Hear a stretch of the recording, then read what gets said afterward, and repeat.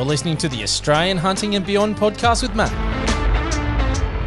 where we talk about hunting, shooting, fishing, camping, and everything else that the great outdoors has to offer. Let's get into it.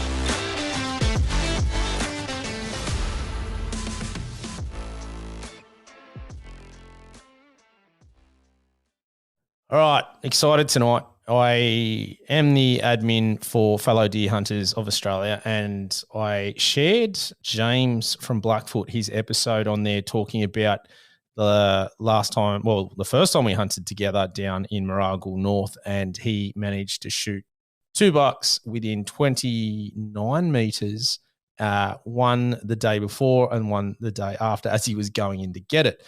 And I put it up, and then there was a million people sort of comment and talk about different stories, and there were some exciting ones. And I had one where a shout out to Sam. He jumped on and said, "Hey, get this bloke on. I want to hear the story," because it was his first ever deer and he got a double. So tonight we're joined by Damien Windsor.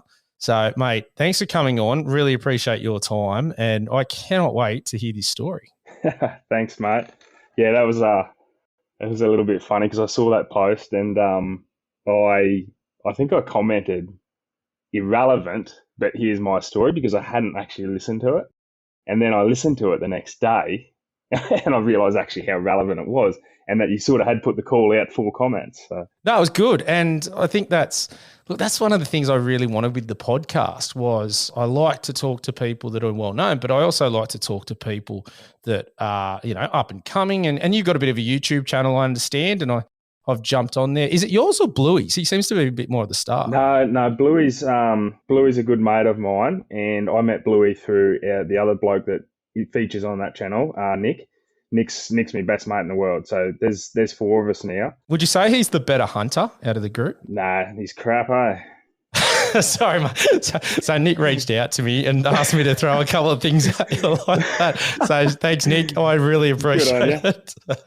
I call Nick Itchy. Why's that? Oh, we've just all got our nicknames for one another, and you know how it is. The banter's strong. Oh no, just one particular hunt.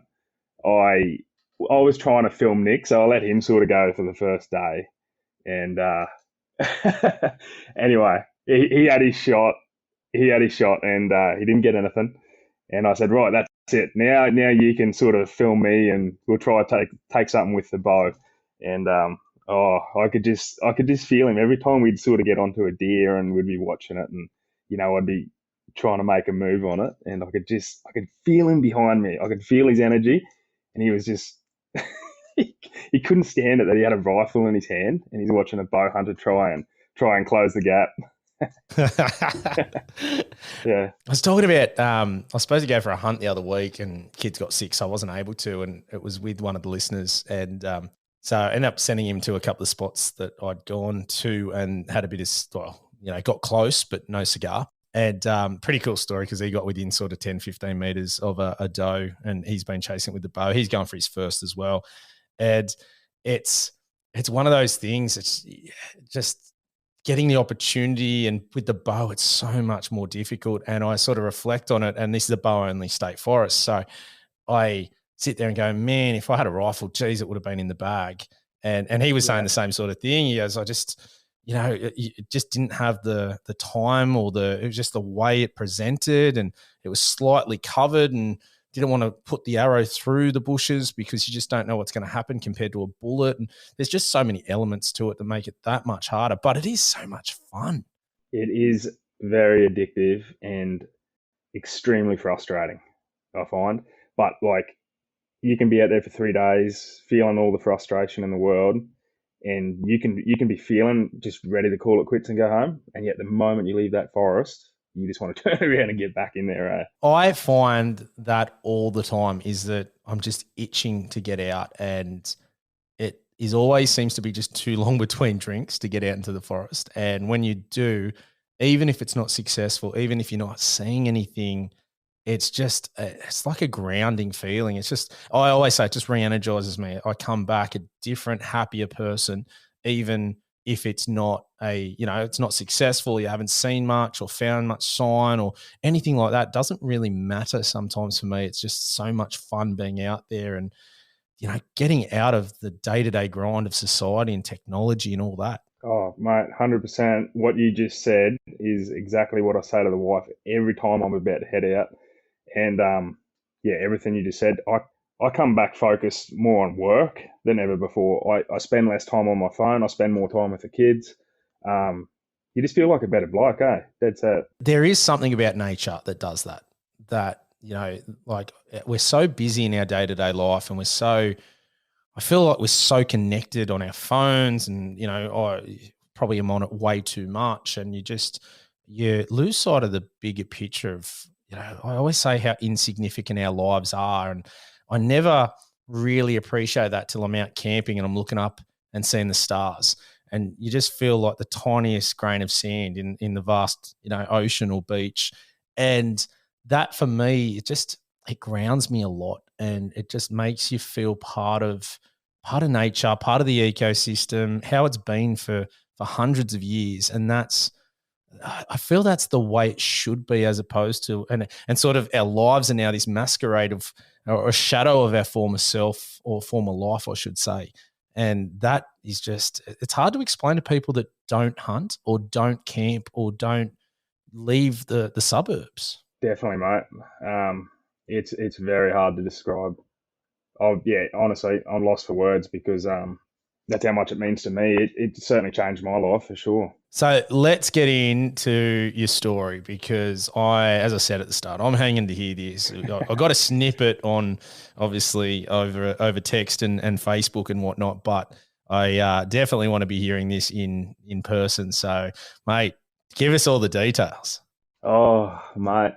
Hey, you've been trying to get your first with a bow, right? I am just trying to get my first. So Gotcha. I've been using a rifle. I have gone the Yep. bow, and the theory behind the bow was the sense that they're a year old now, but I had twins and I Yep. was staying home, thought I was going to be locked in, and I don't have any the closest state forest to me is an hour, and that's a bow only weekday state forest. Gotcha. For me Yep. to get away with the rifle is a good sort of 3 hours plus. Gotcha. I just don't have that time. It's not something I can do in the day. So it's Yeah. an Yeah. overnight trip with the young family, and the family here don't have any support. So it's basically just my wife and I. So it's very Yep. hard for me to pull up stumps and get out. So Yep. Yep. No, I hear you. that's where the bows come in, and Yeah. I'm lucky enough that I'm on a bit of land here where I live, so I can shoot it a lot too. So that's been the driving force behind that, which is Yeah. it's been great too. I absolutely love it.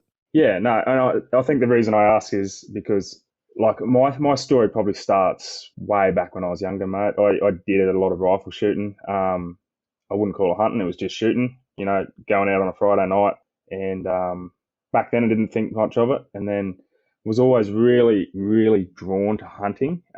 Right from a kid, just had this like affinity for deer in particular. Was always super interested, yet did not know we had deer in Australia. And anyway, yeah, going back a few years ago, I was like, worked out that we're relatively close to the tablelands up north, and there's stacks of fallow deer out there and whatnot. And so Nick, that features in some of our videos, he was always really keen. He always loved rifles and everything like that. And yeah, we sort of started going back and forwards and bouncing ideas off each other, and we're like, we should do this. And when I commit to something, I just go head first into it.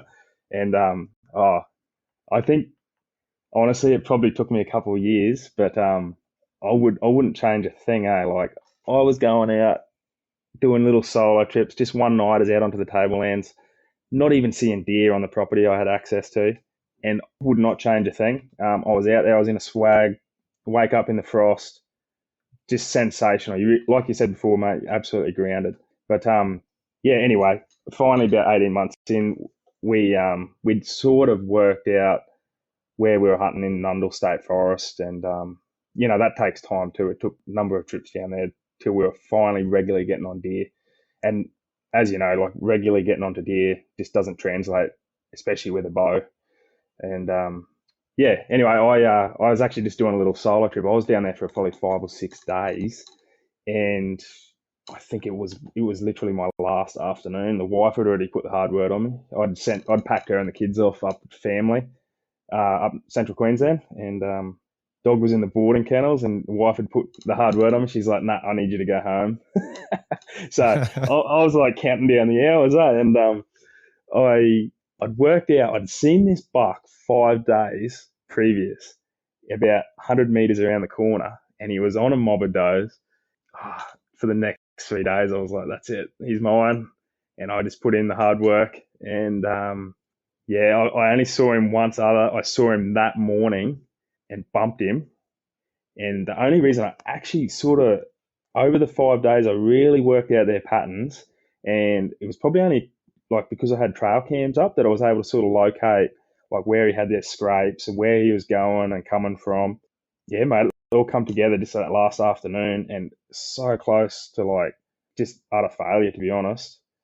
I had just gone around the corner to check on a game camera. I'd been sitting for a few hours waiting just off his scrape, and nothing, no action.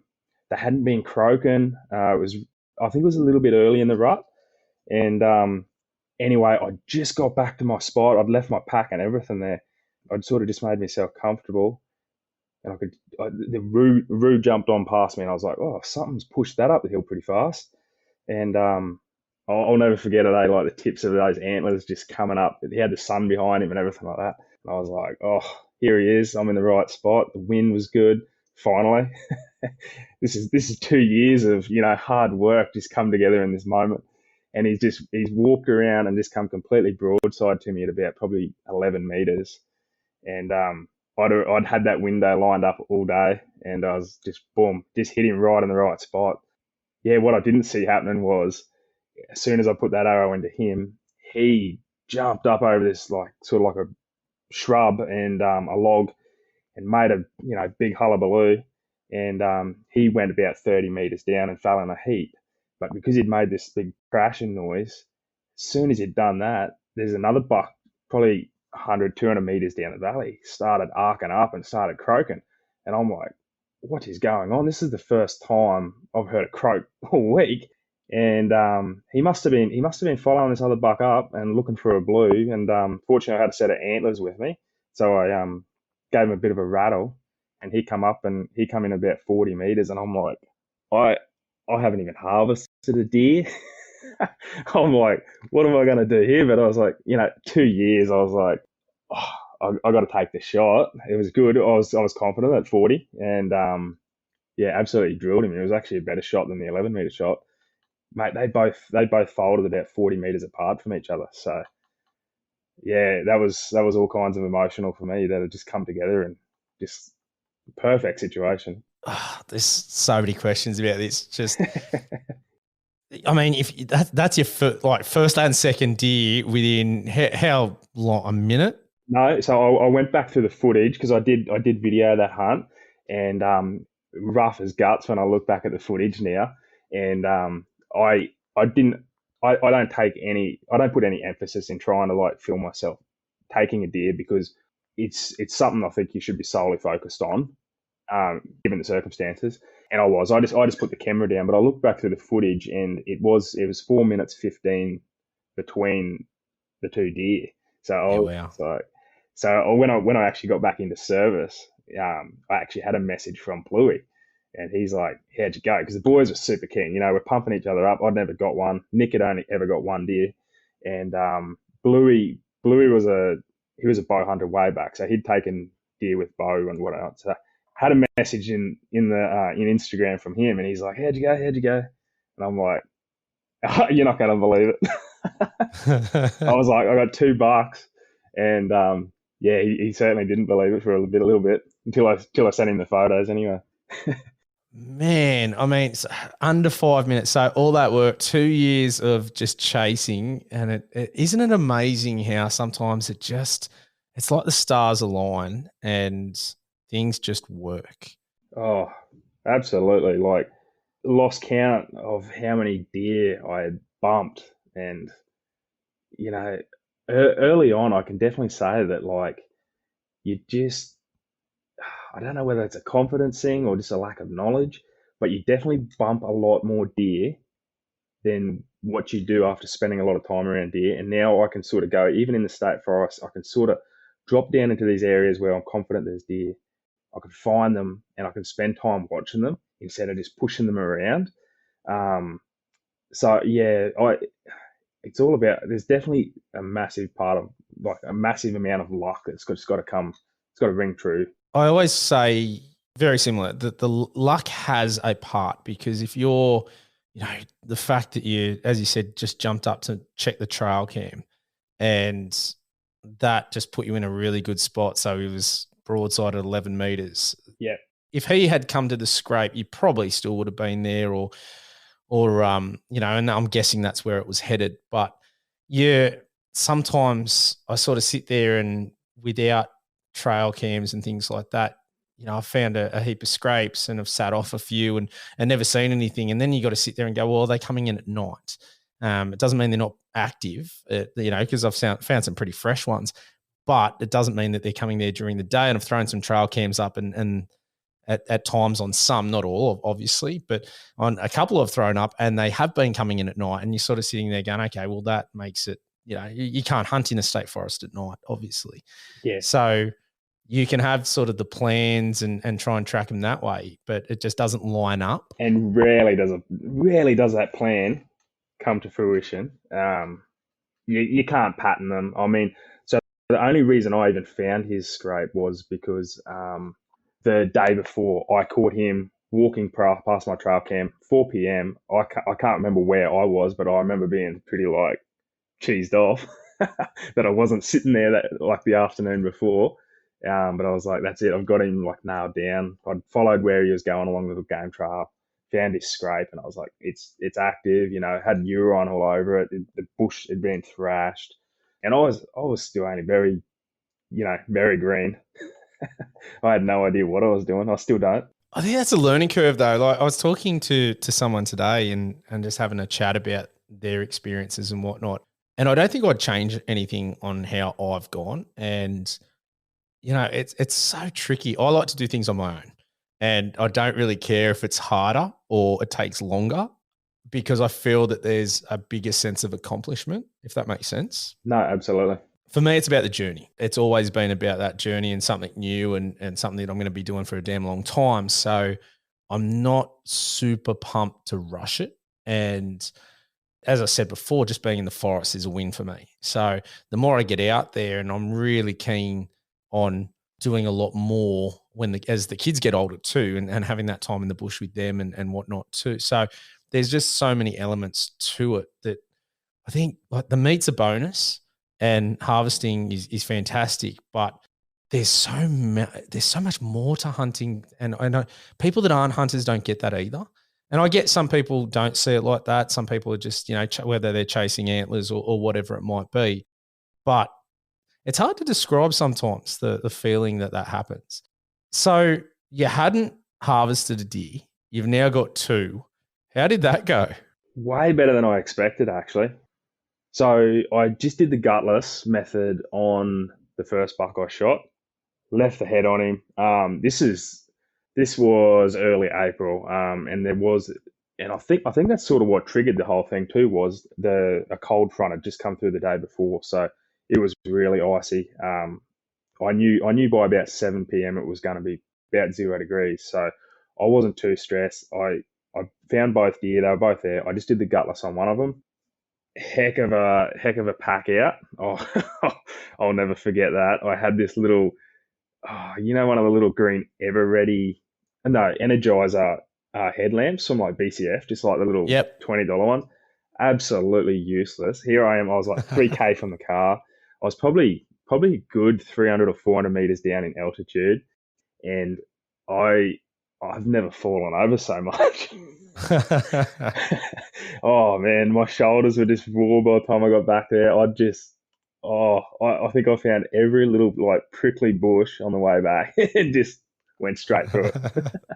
So yeah, I took one out and went straight back in the next morning and got the other one out in both heads. So yeah, how good's that? Yeah, and in all honesty, that the first deer that ever came my way and I managed to take, honestly, I think it might be a few years till I can even top it. Like it had some good length to it, especially for a state forest buck too. So I was over the moon. Yeah, nice. So $2 in a state forest as your first. I mean, that's pretty bloody good. I get when people go, a few people got on there and said, oh, it's not that surprising shooting them so close together. And we didn't have that many people on there saying I've got two straight away. Like there was a few that have said they, got into a bachelor mob and knocked a few off and whatnot. But geez, have to be hard pressed to be able to say, hey, shooting two with the bow, especially Yeah, 5 minutes apart, yeah. and having them crash 40 meters. That's pretty cool. It's one of those things too. Is like if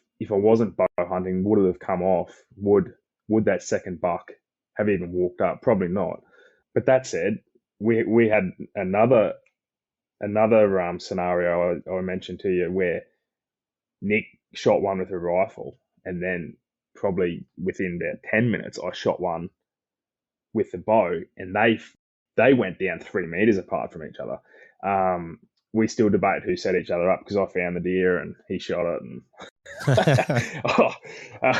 that's a story for another one. But I don't know. I mean, I don't go out there aiming to get two deer. Look, I'm happy to get one and take the meat home. But when two popped up, man, I was just like, this is too good to be true. I can't waste this opportunity. It could be a couple of years till I get another one. I mean, that's the thing. As in the state forest, it's a hard slog, and some are a lot better than others, and some people are more successful. I'm super glad one of the guys, shout out to John. We've been talking a fair bit, and I gave him a couple of spots and said test this out because he was going to a forest I'd hunted, and he hadn't been there before, and I was inundated with the messages throughout the trip, which I was loving.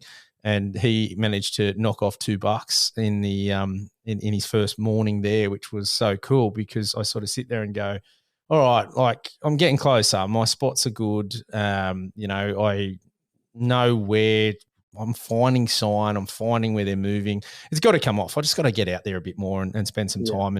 And that's, I'm hoping coming up next school holidays, I'll get out and about and hopefully we'll might be able to seal the deal. But it's state forests are so tricky, and some are so much better in the sense that not so much that there's more deer, because there's plenty of deer in a variety of state forests, but how the deer act, I find there's some that are really spooky and then there's some that are not. And it's funny because I was talking to him about the ones I'd seen in this forest were really jumpy and spooky. And then he sort of had the opposite. He was saying that he saw a heap and was able to sit back and watch them and whatnot. So maybe it's the time of year, maybe the hunting pressure. There's just so many different things that can impact a hunt. So when I hear stories like yours, it's awesome. It's so good. It's it's definitely a challenge hunting in the state forest. Like we predominantly cut our teeth in Nundle State Forest. Just it's one of the most northern forests that has good numbers of deer. People on Facebook will jump on there and say it's shot out, and there's good numbers. And honestly, I think they're only getting better. I don't want every man and his dog going there, but I've got no, like I've had people hit me up on Facebook and whatnot, and I'm happy to sort of send people to a roundabout area of where I've seen deer, and without giving away like our spots, because it took like a number of trips for me to really nut down. Like you can go into a forest and hunt somewhere for 3 days and not see a deer. They definitely seem to tend to hold up in like their little pockets. And I forget where I read it a couple of years ago, but someone said you always think of corners. Deer love corners, whether that's like on a spur or like up in a valley. They love that terrain. They love obviously feeling safe, and they want those avenues of where they can chuff off into the bush and be safe. So it definitely took probably 10 trips until we were just really like we'd see deer in the pines, but nowhere near as much as in the natives. It's really just about spending time out there and really nutting it out. And that's key, isn't it? I mean, the more you do anything, the better you get at it and the more chances of being successful you are. And I think that's, I always have a bit of a laugh and say I've set myself up for a lot of hard work because I've never gone to a state forest more than twice at this stage. I've gone to different ones, and whether that be because of the bushfires back in 2020, 2019, 2020, can't remember now, I'm getting old, or the fact that I'm just gone to one and it was in the ballot period, and then I did try to get back down there, and then it was a fire danger or high fire rating, so it can hunt. So I've jumped around between different forests, and I've never really spent enough time in one. And I know that's a sin, essentially, and it's probably why I'm making my life a lot harder. But it's just one of those things. And I do understand and appreciate the people that spend the time in there and really get to know the forests. And if you really want to be successful and harvesting a lot of deer, that's what you got to do. And I know that I'm make it's not an excuse. I'm not getting out there, and that's probably one of the reasons I haven't got my deer yet. And that's cool. That's part of it. It's part of my journey, and it'll eventually pay off and come when it's time, and when I'll probably spend a bit more time in the same forest and really start to understand what's going on there. So it's hearing stories like yours is great, because it just gives me that I hear someone being successful. I'm not a jealous person, so I hear someone being successful, and I get excited for them, but then it gets me excited to get out there. Like, so John, who went away and got his $2, oh man, I was just sitting there going, damn, I'm so happy for him. I need to get back to that forest. That's so exciting. I need to get there ASAP, because I'd love to get the same, or even just have the chance. So that's. I'm the same, mate. I had a horror trip this year in the rut. Yeah, Nick, even though he wasn't totally happy with his trip, he would have liked, obviously, the buck of a lifetime. That's why you go out in the rut. You're just hoping for that crazy circumstance where you take an awesome animal. But he actually got onto our first red in Nundle and took one, and it was only about 3-year-old. It was actually probably a coal head. I think Nick determined he was about 3 years old. I was just stoked that he finally got a red, and we hadn't even seen one in that area.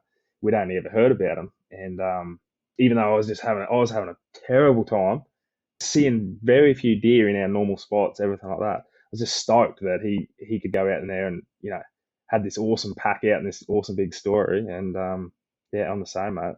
And look, I know I was joking with you about you've got a little pocket of gold.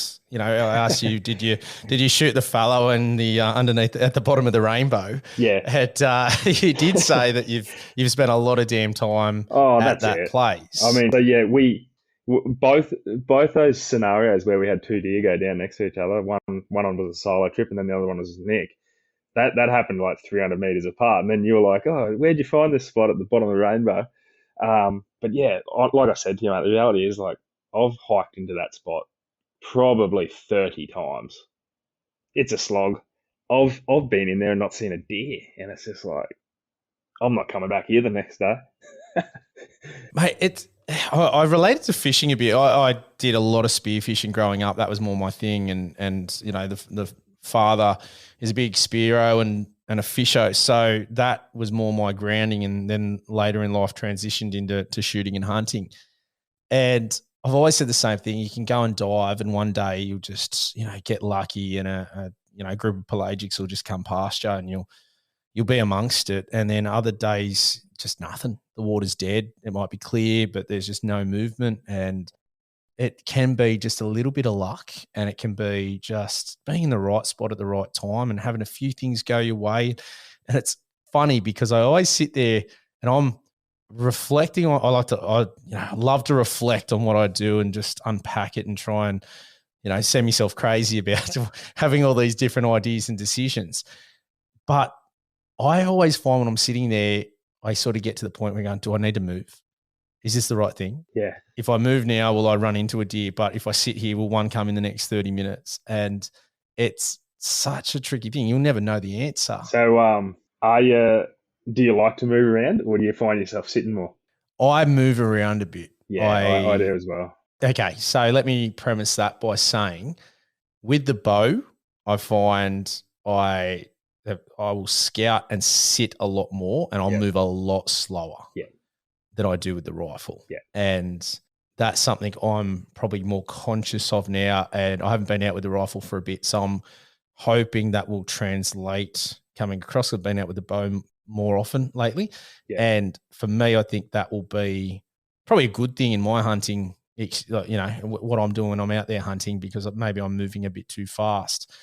But I do like sitting in a good area. Yeah. But then I do maybe I'm not patient enough. It's I such a tricky one. It is so tricky, and I'll go out on a trip, and I'm just like, and I'll reflect on past trips, and it's like, yesterday I walked 16 kilometers. My legs are just absolutely knackered. Today I'm gonna sit, and I'll find somewhere, and I'll sit there, and about 10 minutes later, I'm like, oh, I gotta go. What's around the next bend? I can't. I just got to keep moving, eh? There's an allure to it though. It's not.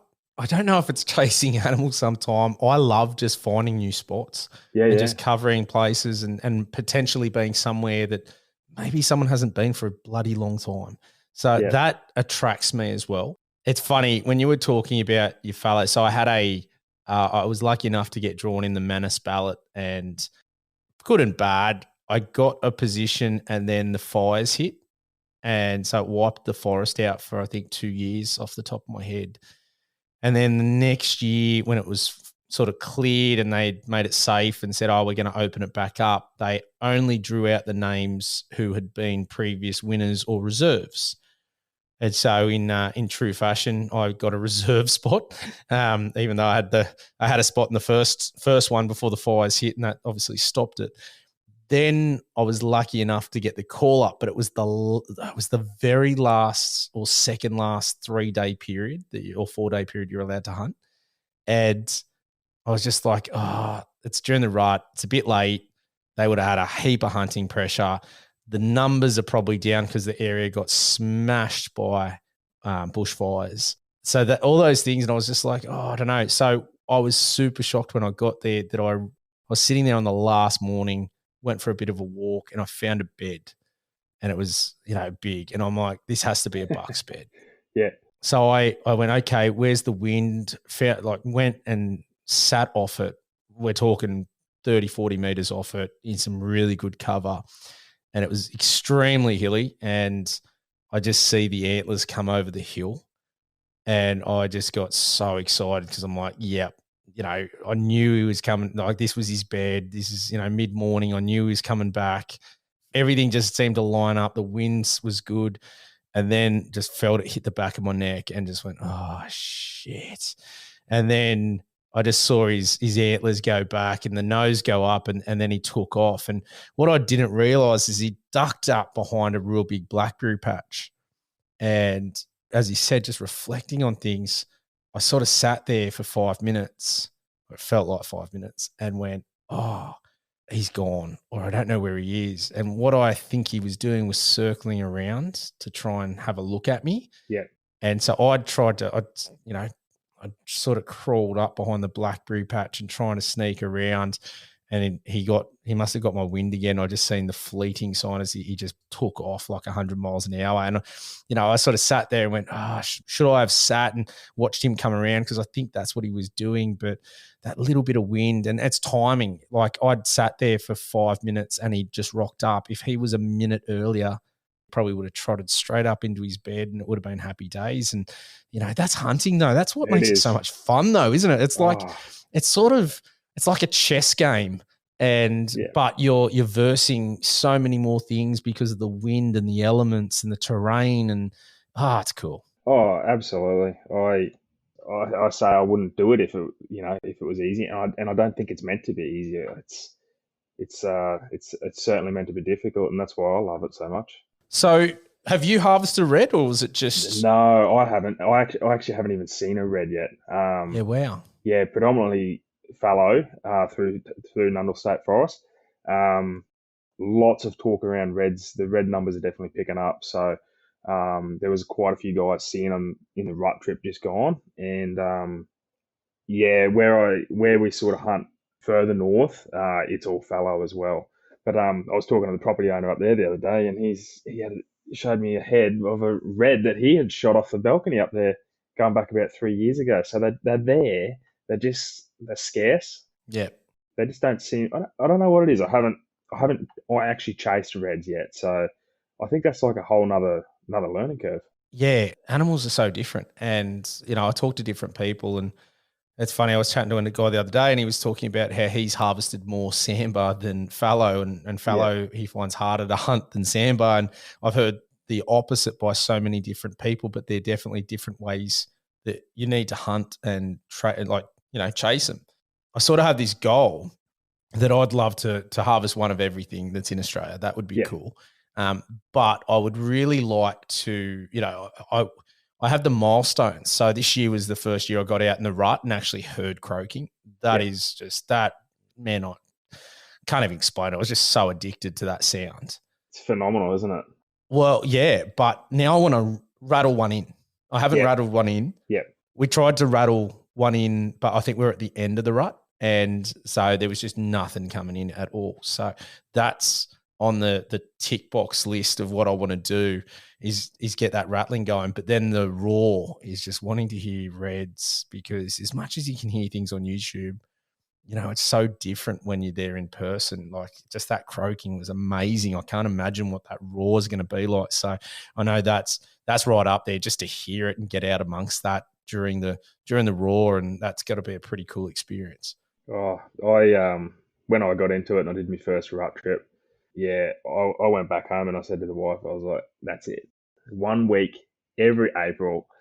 There is no circumstances that you can tell me I'm going to miss that." Yeah, I said the same thing to my wife. Yeah, I came home and went, all right, yeah, this school holidays, don't book anything. Don't yep, expect me to be around much. I said, that's going to be my predominant time that I'm going to hunt. You can have summer. I'll, the school holidays in summer I'll dedicate to you and whatever you want to do. I said, but when it comes that March, April sort of period, yeah, yeah, I'm out there. That's, I'm out there in the state forest. I'm chasing. This sounds, it's just too good to be true. Like, it was so much fun.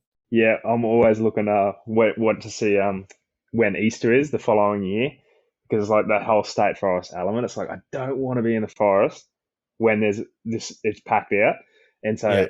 I'm so disappointed because Easter, I believe, next year is like the first weekend of April. And I'm just like, ah, Damn. Yeah. yeah. So the pressure's going to be on very early next year. Yeah, it's funny, isn't it? But then you don't know when the rut's going to hit. And No, that's right. that's an allure as well within itself, because I got so excited going down. We went down to Moralgal North for this one, and I got really excited because I was talking to one of the guys that was there, and he was leaving on the Saturday and I was rocking up on the Monday. And or maybe it was the Sunday morning, but either way, he was rattling and had does coming into him still, and that was the Saturday morning. So I got super excited, and we caught the back end. So the first day there was croaking, and then the second day it sort of really started to wind right down after the morning session. But it was such an experience. And then, we were just out by a couple of days. I sort of sit there, and people were talking, saying, oh, it's a bit late here, or it's early here. It was just a bit all over the place as well. So it's sort of that gamble when you book. And that's the other thing, isn't it? Like, when you're booking, you're hoping that that's going to be the period that hits and that the Yeah. stars align. So it's so many elements, just you need to line up perfectly to get out there in the right time, and the time you've taken off work or the time you can get away and the like. Obviously my hunting experience is only very short, but I've found it can be super, like, depending on the location as well. Like going back just this April gone, I um I was hunting for about 3 4 days in the one spot, and there was just nothing happening. And I went over into an adjacent state forest for 1 day only. I'd given a mate a couple of days because he'd forgotten to book earlier, and there was just croaking everywhere, and I'm talking 5 kilometers away. And they were just croaking all day in the private fringes all around the state forest. I couldn't call any of them in, and went back to the other state forest the next day because I didn't have a booking. Just dead quiet, just nothing, and it's 5 kilometers away. And like the deer are there, but they're just completely quiet. Yeah, it's funny when it happens just different ways, isn't it? And they're just Yeah, but that's, again, as we talked about, it's just that allure of hunting, that element that's just so different. And I think I loved spearfishing, but the one thing I didn't like about spearfishing was the element of hunting where you get to see sign.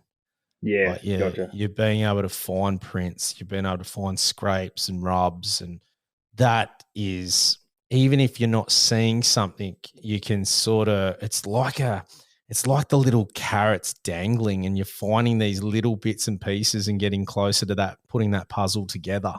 That's exciting, where you just don't have that when you're doing spearfishing or something like that. You're swimming around. Yes, you can check different sort of crevices or wherever you might be going for them, but the hunting side of it, that's cool. That's just that extra little bit that sort of gets you. You find some sign and you get super excited, and you sort of switch on a little bit more, and that's something you don't get from spearfishing in my experience, and that's Yeah, that it's makes like a sense. next level. Yeah, no, absolutely. Because I've got a computer full of photos of deer prints and scat, and very few deer. Yeah, well, I think that's the state forest way, isn't it? I think It that is. most people I talk to say that the state forest is such a challenge, and it's good though. That's part of that's. I love that you said before I was shooting, not hunting, because I'm very big on that. That there's, I speak to a lot of people and they say, hey, you can come out here and shoot a deer, but you got to neck shot them because we've only got sort of a tiny little space that they might get out or whatever and get into another property. We just sit off and they come in. That's shooting. And they're not saying that's hunting, let's be clear. So it's a different form. And I think I like the hunting side of it. Like, shooting definitely has its place, and it'd be great to have those properties just to get meat, so that when you're going out hunting, Yeah, the pressure's off, and it's more about the experience and the yeah, memories and the challenge. It'd be nice to have a bit of a mix of both, because I think that would be the perfect scenario, being able to put food on the table, but also have that challenge of hunting. That's that really good challenge too. yeah. I think what you said is important, mate. We were talking before you started recording that about what's going on in Victoria and stuff like that. And I don't. Are you familiar with Donnie Vincent? Oh, I've heard the name. He's an American hunter. He's been on Joe Rogan and stuff like that. I Yeah, okay. absolutely love his message, and he's got a video on YouTube called "Why We Hunt." It's phenomenal, and he says in that he's very articulate. He's a storyteller, but he says in there, like, I challenge anyone that is against hunting to come out and see what we do, and it will change the way you look at hunting. And like what you were saying about shooting and hunting, like I had a mate that told me a story at Christmas time just gone. They went out somewhere in the central coast, and his brother just felt the incline made to shoot. I won't mention what it was. Just a native animal. Um, just absolutely nonsensical. Like, and this is where a lot of the bad image of hunting comes from too. Is just these Friday night shooting, under the lights and everything like that. And it's definitely got to be. It's a tool, and we've got to use it. But there's some blokes out there that really show the rest of us in a bad light, unfortunately. And I don't know what you do about that. I think the problem is, I was talking to Danny Ryan, who's the chair of Field and Game Australia, and we're sort of talking about the fact that I do really believe the majority of hunters are good, ethical people. Yeah, I do too. Yep. I really do. And I think that unfortunately look, it's that old saying that you're only as strong as your weakest link. Yep. And if you've got people out there that are doing the wrong thing, that are causing harm or causing, not ethical shots or whatever it might be, and they could probably justify it or attempt to. And I've seen that on Facebook and social media of people doing things that I personally wouldn't do. And I don't personally see the need to do those things. And they're of the opinion that why can't they? And look, that's their choice and their prerogative. But that is also a bit of a rabbit hole there, because the more you do stuff like that, the more it does reflect on the hunting community. And that is a major concern of mine. And to the point, I won't be associated with people that do the wrong thing, or, that's just not me. I don't care who they are. I'll, cut them from my life altogether and get rid of them. And that's the big one for me, is because everything I do, I want to do. I don't care if I don't get a deer in the next 5 years. I will never take a shot at a deer over the wrong side of the fence. And I know people that 100%. don't have that same ethics, and they don't have that same morals. And it's for me, it's just so. I'm looking at the bigger picture. I'm not looking at trying to get a buck of a lifetime that I've never shot. I don't care about that. Yeah. Do you want it when you do get your first deer, do you want a yuck feeling attached to it from having like taken a dodgy shot or over a fence, or not even my first deer. I don't care if Yeah. it's my 100th deer. Like, 100%. I've said to people, and I've talked about this on the podcast many a time, is, even my last trip down at Mooragle North, there was a spiker probably 40 meters from me. I was freestanding, had a bit of a neck, wasn't confident. I haven't done enough freestanding shooting lately for me to be confident to take that shot. And I don't want to maim or harm an animal that I've got a lot of respect for. So I just didn't take the shot. Yeah, exactly. Yep. And for me, that's, people might criticize me for that, or they might go, why didn't you just pull the trigger? And it was the same as, I was lucky enough to be taken out to a private property, and my scope was just not good enough with the light transmission, and I just couldn't see it properly. I could see it in the binos real clearly. Tried to get it in the scope, and I could not get a picture that I was confident in pulling the trigger. I didn't pull the trigger. That's me as a person, and I don't really care if people think I'm an idiot because I want to just take the shot. I'm not about that. It's not ever been about that for me, and it's something. I don't know whether it's because I'm invested in this, of seeing this passed on to my kids. I don't know if it's, I'm not really caring about getting famous or something like that. I don't understand why people would do something like that for a set of antlers, or to shoot a buck that they've never shot before. I just don't get it, and I never will. All it can do is taint the hunting community, and that's the last thing we want. I think things have got to sit well within yourself. Like, I do a bit of research, like on what deer numbers are doing around, Coffs Harbour, up the north coast, because numbers are growing or whatnot. And as soon as you research like deer in a new area, you'll find those headlines where someone's come through and shot someone's pet deer and cut the head off it. And it's like, how are you hanging that in your house? So no, absolutely, mate. I commend you for that attitude, and I think 99.9% of hunters have that attitude. But every now and then you'll see a photo of a cockatoo on Facebook that's been shot with a field tip on an arrow, and it's like, that's not hunters. It's just not. So we mentioned that in the last podcast. We were talking about the fact that the AJP tend to circulate the native animal, like that. You've probably seen it, the kangaroo with an arrow in it with the field tip. And, we were saying, is that hunters or is that kids? Is it, someone that's got no idea, that they're not worried about breaking a law? They might not even know. I mean, geez, when I was a kid, there was laws I probably didn't abide by because I didn't even know about them. So, as you said before, you didn't even know deer were here. And I'll put my hand up. I was the same. I don't think I sort of realized there was deer in Australia until probably 2017, 2018. Yeah. And I held a gun license and been shooting for a damn long time before that, and still just had no idea about deer. So I sort of sometimes think that that's an issue, is that education side of it as well. But then it's such a conundrum, because I sit there and go, well, I'm the type of person, when I get into something, I research the crap out of it, and I want to know as much as possible to do it. So obviously people like that aren't doing that if they don't know the legislation and the rules and what is an ethical sort of placement of a shot, or what should they be using if they are using a bow. So it's such a tricky one, but unfortunately it just takes one. Yeah, my suggestion would be, if you saw, and I might be off the mark here, but any of those photos of like a native or cockatoo shot with a field tip, you're probably going to find that those arrows are probably some cheap arrow. They're not going to be a Nexus. They're not going to be an Easton.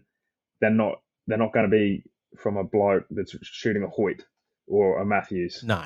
because those people are going to be educated. Those people are going to have some sort of ethics.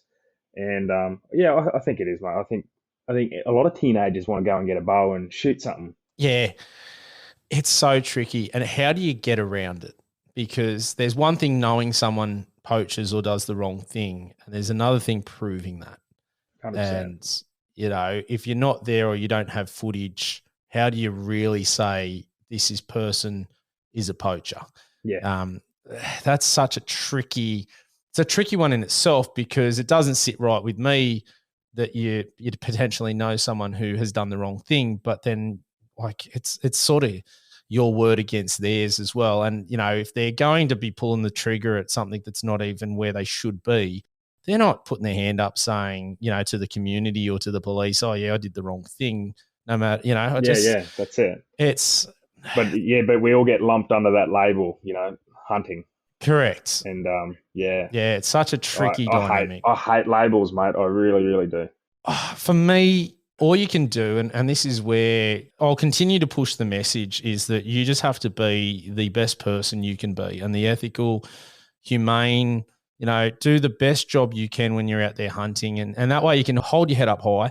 Man, I go to sleep every night and sleep like a baby, and I don't worry about getting caught taking something where I shouldn't have been or anything like that. And I don't feel that's a way I'd like to live. And I don't have the pressure of needing trophies or a big trophy room to prove that I'm a great hunter. I'm not a great hunter. I don't care. Like it's Exactly, not yeah. about that for me. I would much rather be someone that can say, you know what, anything that I get is going to be legal. It's going to be earned.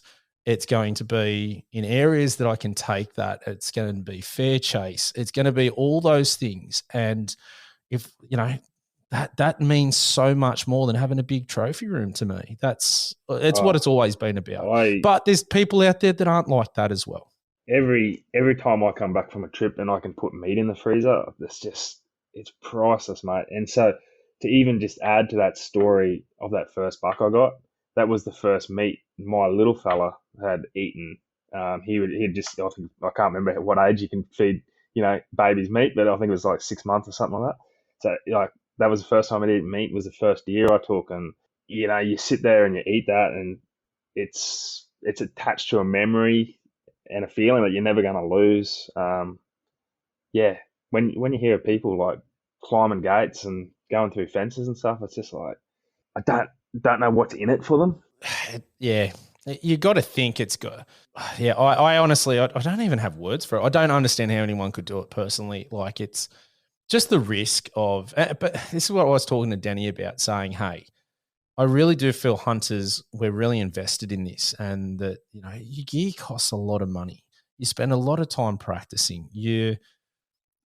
It's not something that's just a throwaway thing, but there are the people out there that do the wrong thing, and because they'd never do it.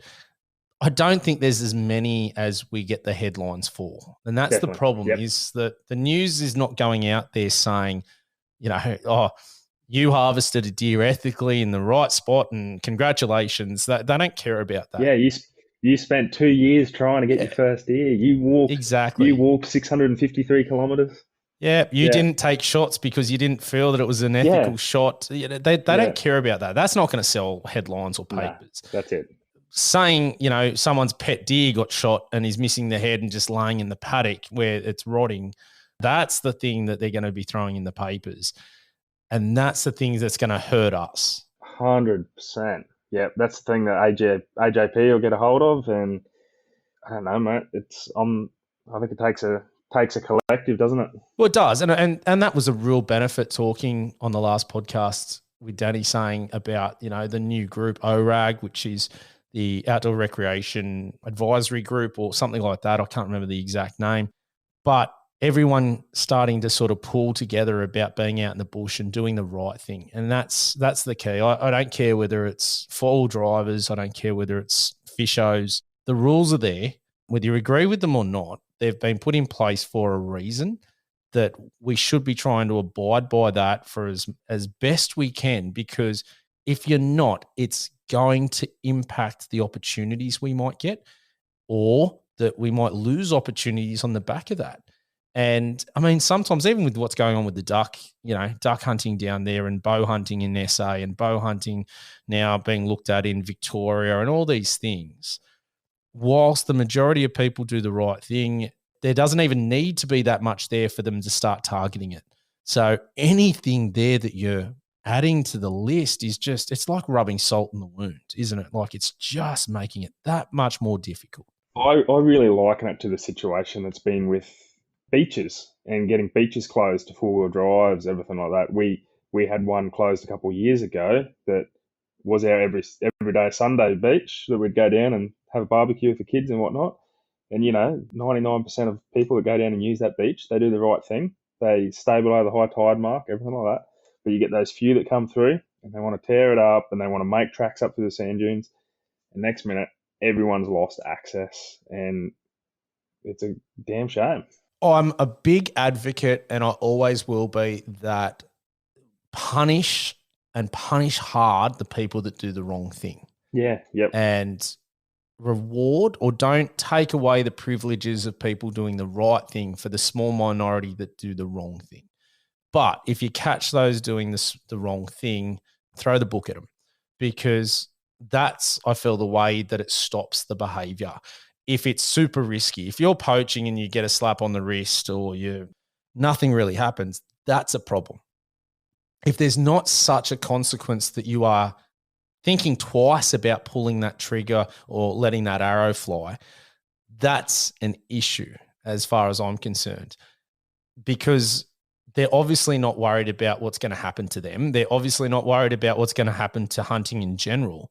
And that's people we don't need in the sport. That's just going to hurt us in the long run. So, I'm very big on there. If as hunters, we should be promoting the ethical side. And I think, as I said, the majority do. And the majority of people I know are very good at it. And that's what we need. We need those good people out there talking about this and setting the example. What we don't need is people out there that do the wrong thing and are trying to get famous, and they'll do the wrong thing to try and do that, because they're going to get caught. It's only a matter of time. Like these people will get caught. And my concern is when the people out there, get caught, how is that going to impact the hunting community? Because they don't care about it as much as they may say they are, or they do care about it. It just shines everyone in a bad light, unfortunately. I think that's why it's so important, mate. You're getting guests on here and chatting it through like we are, and we don't really touch on the politics side of it, but we just do our YouTube videos just purely for the memories. I love looking back at them already. I can't wait to show my kids when they grow up, hopefully get them into the outdoors and whatnot. But I have to think that, every little element to what hunters do socially to get the message out there that, we are good folks, we do care, we care about putting animals down in the right way. We want the meat. We're not just out there thrill killing. I have to think that, what you're doing, what we're doing, what everyone is doing is important if it's shining the right light on the whole thing. So couldn't agree more, because I think that's such a great message to say, hey guys, if you're gonna be out there and you're gonna be putting yourself on YouTube and things like that, do it in a real positive way, so that the people that aren't into hunting, they can't find issues with it. That they're going to sit there and go, these people are good. And that doesn't mean, showing that you didn't shoot something correctly or whatnot. That's showing that you're not just a cowboy who shot something and laughs because it suffered. Like that is the image we don't want.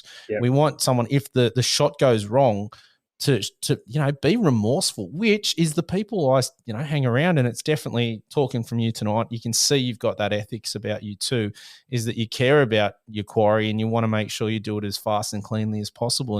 And that's great. That's what we need. Yeah. And that's the thing, is the folks that are trying to shut everything down, they're not looking for a reason to not shut it down. They're only looking for their own advantage and to suit their agenda and their narrative. So yeah. And that's really easy to find if people are doing the wrong thing.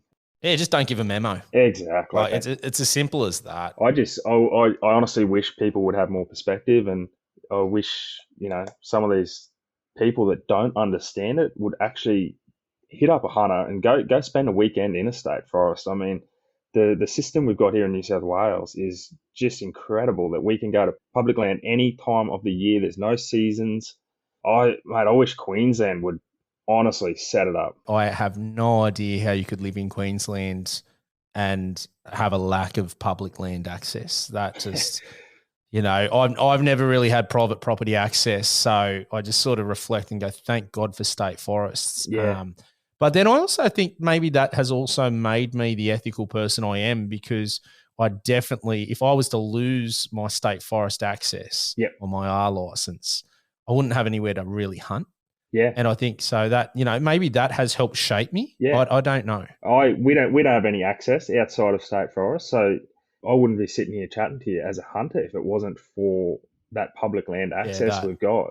And I just think there has to be a huge number of big reds walking around some of those southeast Queensland forests. 100%.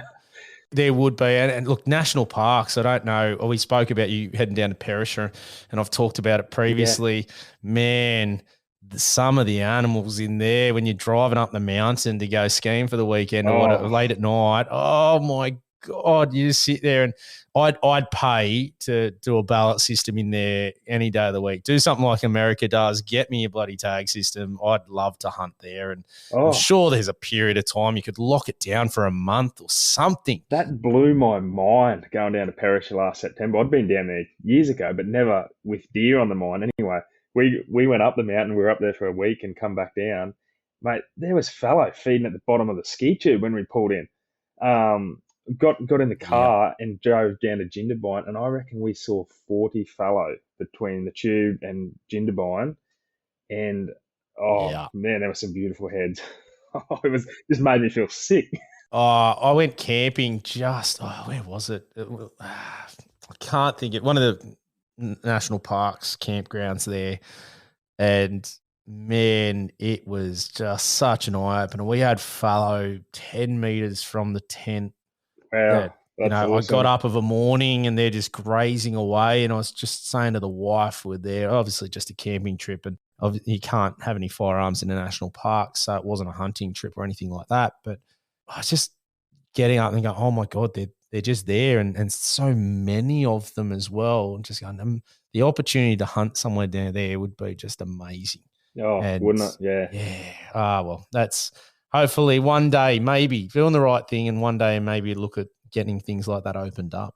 Yeah, that would be the end goal, really, wouldn't it? I mean, that'd be steering the ship in a different direction than what it's probably currently headed.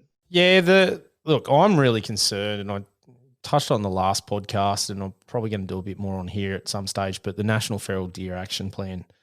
And yeah, I'm so concerned, and I know a lot of people out there don't have the same attitude. They don't, they said it's a nothing plan, but I don't agree. There's been a lot of time, effort, and money in this, and there's been a lot of names in it of biologists and people who have spent the time and effort on this, and it's getting promoted pretty heavily. And my concern's the poison, and it always has been from the get-go with this. And is that like a 1080 for deer? Well, this is the problem with the plan, is that they want to register poisons, and I'm pretty confident, and from people I've spoken to, it is definitely 1080 that they want to use, because it's sort of the go-to and whatnot, and without even having the argument about bycatch and all that sort of stuff that die from secondary poisoning or take the baits, forget all that. My concern is people are going, there's some people out there that said, the poison, they're not saying they're going to use the poison, they just want to get it approved. Hold on. Why will it be approved if you're not going to use it? That's, it's the horse and cart together, mate. You're not, it just doesn't work that way. And that's my concern, because it's such a cheap, easy method. And then I think we mentioned off air that with the duck inquiry, one of the things that came up as an amendment was talking about the fact that if hunters can't hunt duck and quail, why do they need a shotgun? And then is that the question? If we're poisoning deer, never stops. And they're saying, hey, you shouldn't be eating deer meat now because these areas have been potentially tainted. We don't know how it's going to impact humans. Why do you need a gun to hunt. Yeah. If you can't eat it now, and we're poisoning it. Yeah. So No. we don't need you guys. Give an inch, mate, and That's my they'll worry. take a mile. Yeah. Yeah. I shudder at the thought of poisons. The best Yeah. way to put it is, I've spent a lot of time in NSW State Forest now, and I'm still yet to see a quoll. Yeah. Okay, they're nocturnal, sure. I've been walking back to the car planning after dark too, and headed out early, and still yet to see a quoll. Maybe I'm just not in the right place, but the 1080 they're dropping up there for dogs and pigs has to be having some sort of effect on the native population. Wedge-tail eagles. I covered it in the last podcast where we broke down 1080 from Western Australian government website, their Department of, like the DPI over in WA, and it spoke about the resilience of native animals against 1080. Yeah. And if you really unpack it and look at it, it also shows you the resilience, because I think 98% of 1080 is from a plant derived from Western Australia. Okay. But that means that on the East Coast, it's not here. Yeah. So even though it's a natural poison that occurs in Australia, it's not all over Australia. And they showed you the tolerance of animals in Western Australia, such as goannas and quolls and things like that. And then in South Australia, and it was a significantly lower amount for poisoning in South Australia, because these animals, even though they're native, they don't have the tolerance. And that was just South Australia. Yeah, okay. Not coming over to the eastern seaboard where, we're talking it again. So for me, that is a great concern. And, it's another, Danny said it perfectly. It's a death by 1,000 cuts. Oh. And these are all these little things. It's not a big motion. It's not a big thing. It's just we're going to attack all these different areas, and we're going to then win these little battles. And eventually that's where the war will be lost, because all these battles are lost along the way. But it's just that snowball effect. And for me, the worst thing that can ever happen is a poison get accredited to use against deer. There could not be anything worse. I agree with the numbers, but there's other methods that we need to be looking at. And, it's funny, South Australia at the moment, they're talking, how they're shooting deer over there and they're using shotguns, and that's the preferred method in South Australia. I don't agree with that whatsoever. I get the logic behind it, because it's out of a helicopter. It's harder to get a shot, from a stable base being in the air. They're using shotguns out of a helicopter. Yeah, so the preferred method, and it'll be on the podcast that I'm on with Field and Game, Danny Ryan, as I spoke to before. Yeah. What he was sort of saying is that when you look at the report over there, and he brought it up in the duck inquiry too, the preferred method is to anchor. And what that means is shoot them with a shotgun, because you've got a better chance of hitting them and them not being able to get away and getting more of them, and then being able to put them down afterwards. Yeah, but how many aren't getting put down properly? Well, this is the thing, right? And this is, I'm not a massive fan of aerial culling in that sense as well, because I do really feel that there are some great shooters out there, don't get me wrong, but it's just another element that makes it more difficult. Yeah. I've said it before, I really don't understand, if you've got these harder to access areas, why are we not just setting up bait piles and having people sit off with thermals and knock them off, and then be able to harvest the meat? I understand that the helicopter can cover a vast amount of space, but if you set up in national parks, even down in Jindabyne and places like that, if you had shooting lanes, you had a blind, you had, there's so many ways you could do it, which would be a really safe manner. Have your bait piles that they come into. Again, we're not talking hunting, we're talking shooting to control numbers. Yeah. With a suppressor, mate, there is definitely ways that we could, really impact the numbers, use the meat, make money for the economy and to protect more parks and get more rangers and maybe even more DPI guys to make sure people are doing the right thing. There's so many elements that you could just fix. Instead, we're paying people to get up in those helicopters and shoot as many as they can, or the next one will be the poison if it does get approved, and that's where they're wanting it to head, because it's really cheap to fly over an area and just dump 1080 poison. That's really cheap. You're not having to and then argue about missing an animal or anything like that. It's scary. It really concerns me. Yeah. And the truth is, if they implemented some of these ideas, they could probably almost make a profit out of it too. I mean, have you ever unpacked the numbers for the DPI in New South Wales and what they make off the hunting system?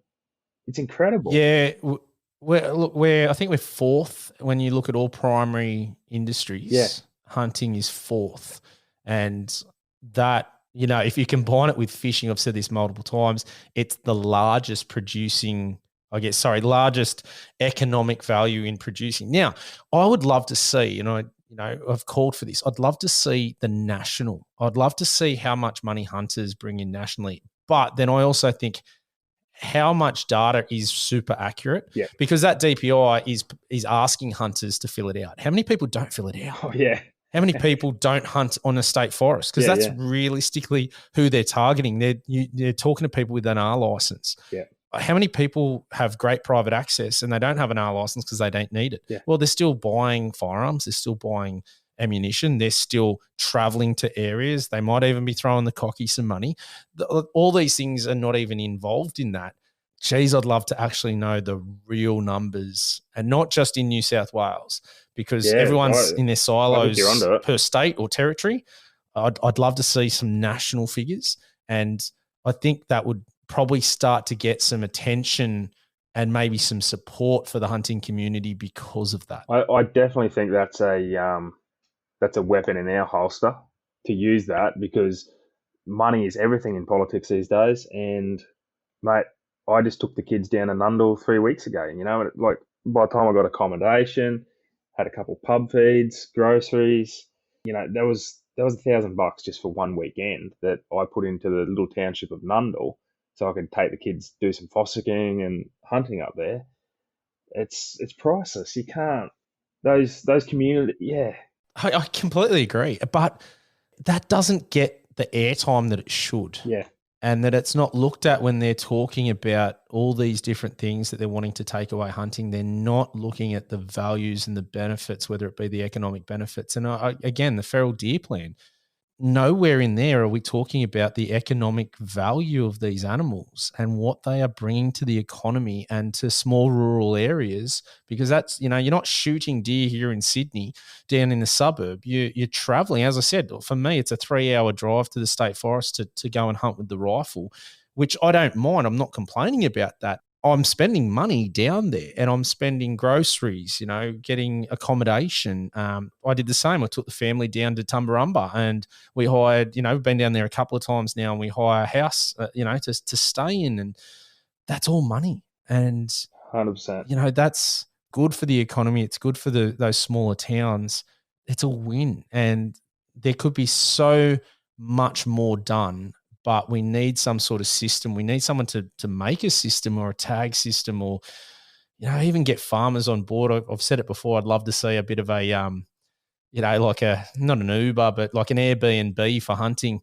Yeah, and that, you could rate hunters and let them, farmers pick and swipe right or whatever, like a bit of Tinder action or something, and just to, I have no issue paying for a property and heading to a farmer and throwing them some money. That's never worried me. I'm not concerned about that. And, for me, I feel better about it than just getting sort of free access, because sometimes I just think that I don't know, maybe that's just the way my mind works, but giving them something for the privilege to hunt and also to help them out, because they have their ups and downs in different periods. But there are definitely ways that we could, I don't think it's monopolize, but really maximize how much money this industry creates. And then I think we'd also maybe get some more supporters that we'd have, we'd have more people jumping up and down. If we're putting 20 grand into the pocket of a farmer each year just from getting out there to shoot some pest animals, as far as he's concerned, hey, that is, is he going to be sitting there when they're trying to ban hunting? Is he going to be sitting there going, hold on, I need to do something about that because I'm about to lose 20 grand? I think he would. And maybe that gets a few more that not necessarily would have taken action or talked about that too. So I think we could do so many more things, but it's about how you get that done with, that's the trickiest part, is who does it. They've got to have connections. They've got to have big values. And it's such a hard one, but mate, you can only hope at the end of the day. And in the meantime, just do what you're doing and putting our values and ethics out there and being the best hunter and person you can be at the end of the day. And mate, I'm glad we had you on and heard about your story, and we definitely seem to have very similar values and thought processes, which is fantastic. Yeah, for sure, mate. Mate, do you want to give your YouTube a bit of a shout out so people can jump on and have a watch and find you? Yeah, for sure. You'll find us, The Wild, The Free. We got an Instagram page as well. So, we're just four good mates. That I'm a builder, Nick's a physiologist, Bluey's a coffee roaster, and he's working on the Snowy Hydro. We all come from different facets of life. We're all different ages. We've all got families, but we all just have hunting in common, and brought us all together, and we love it. Yeah, fantastic. I think that's one thing I really started to cherish, is meeting some really good people and them becoming mates. And, it's one of the things I've found, who are mates and who aren't, which has been good too. And sort of, some people are in it just because they're good people, and some people maybe not so much. And that's good to know. I always I'm a very straight shooter, and I've always said that is what you see is what you get. So being able to find out who your mates are and things like that. And there's some really genuine good people in hunting. And that's what I've really loved that too. So yeah, absolutely. That's just such a win. But mate, we'll throw all the links in the show notes as well, listeners. So if you didn't catch that or you don't want to search it up, just go over and click the show notes and it'll take you straight there as well. Awesome, mate. No, thanks very much for having me on, matey. Mate, really appreciate it. Great story. Well done. I hope mine, I don't think it'll be as exciting or as just large as yours, but mate, I just need that first year. I'll be just happy with one and whatnot. But let's just get the ball rolling. But persistence. Thanks for coming on. Nah, all good, mate. I've had a great chat and really appreciate your time. So thanks, mate. And just keep doing what you're doing, mate, because it is important. Appreciate it. All right, listeners, thanks for tuning in. Bye for now. If you have a topic, guest, question, or any gear that you want to hear about on the podcast, shoot us an email. AustralianHuntingandBeyond@gmail.com. Alternatively, find us on Facebook, Instagram, and Twitter. All the links are in the show notes.